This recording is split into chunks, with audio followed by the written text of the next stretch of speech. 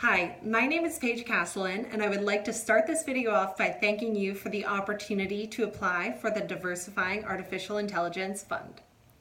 I'm attending Carnegie Mellon starting in May 2019, and I'm getting a Master's of Information Systems Management with a concentration in AI and Robotics Management. This degree has a strong focus on programming and program management. And I believe that this will complement my undergraduate degree in electrical engineering and help me become an innovation leader in the tech industry. So my passion for artificial intelligence began in my most recent role at the company I work for. And the company I work for, we supply materials to many industries, one of which is automotive. And with disruptors like electric vehicles, vehicles built for ride sharing, and self-driving cars, there are going to be major changes in what materials are needed to help these vehicles operate. And that's been my job for the past 2 years.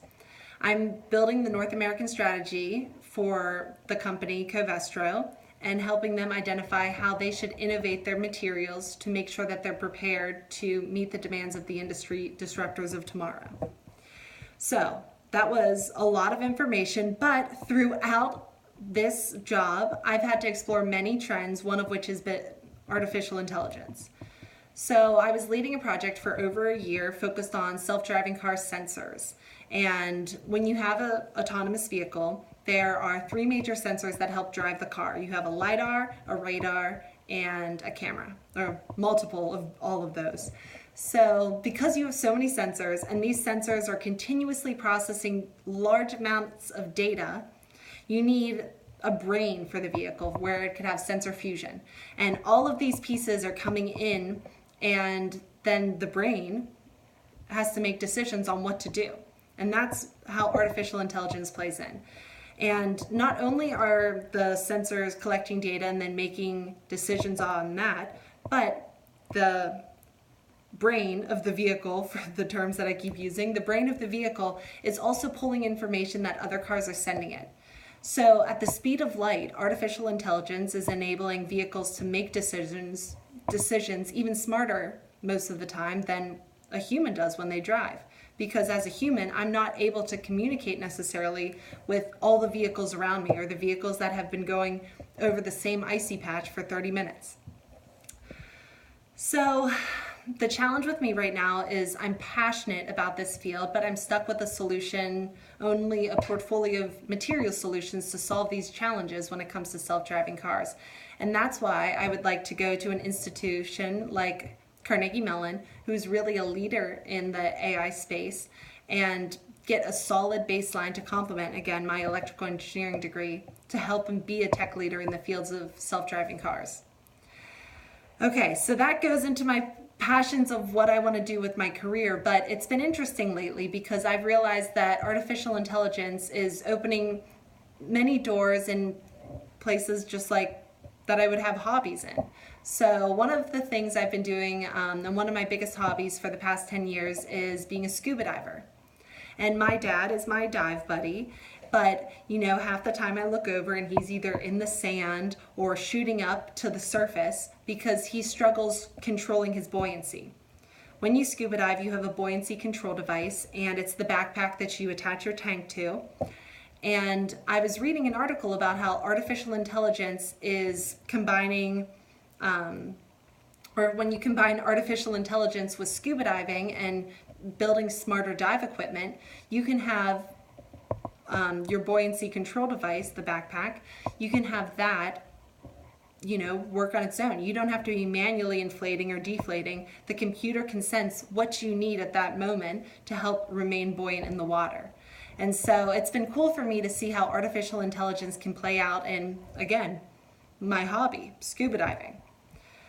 So now when we talk about diversity, I've definitely experienced, especially being an electrical engineer and now being in the self-driving car industry, what it feels like to be a little bit more on the outside.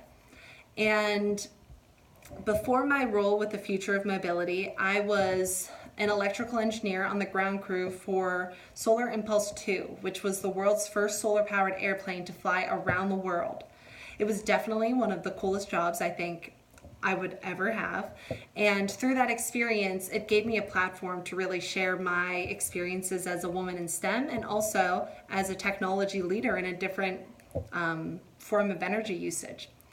So I really believe that being able to share my experiences to many future innovators of the world, it's not something that I just do for fun. I think I do it because it's really important for diverse people to speak up and share their experiences and tell people there are people like you in this field. You can do it.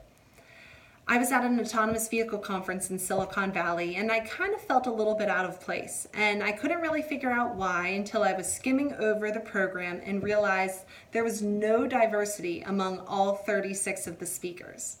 And I don't know, it just made me feel a little bit subconsciously, I guess, that I didn't fit in. And thinking in that moment, I wasn't mad at the other speakers or I wasn't mad at the conference directors. I was honestly mad at myself. I'm a diverse person who has a ton of experience in the self-driving car industry, and I didn't even think to volunteer to present. So I cold called the conference director for the conference that I was attending the following week and said, hey, do you have any people that dropped out of the conference? I would like to speak.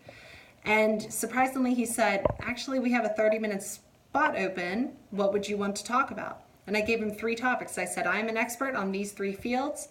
And I had that support from the conference director and then also my company that I work for, Covestro.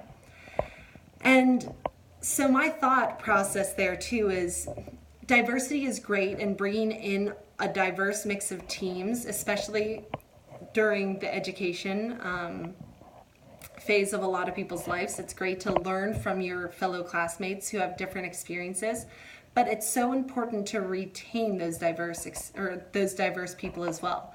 And so my focus has really been on developing that supportive culture and being up there, if it's on stage or just a person that you meet at lunch, I'm there and saying hey, sit with me, and want to bring in and make those people feel comfortable and make them feel, yeah, you belong in this industry.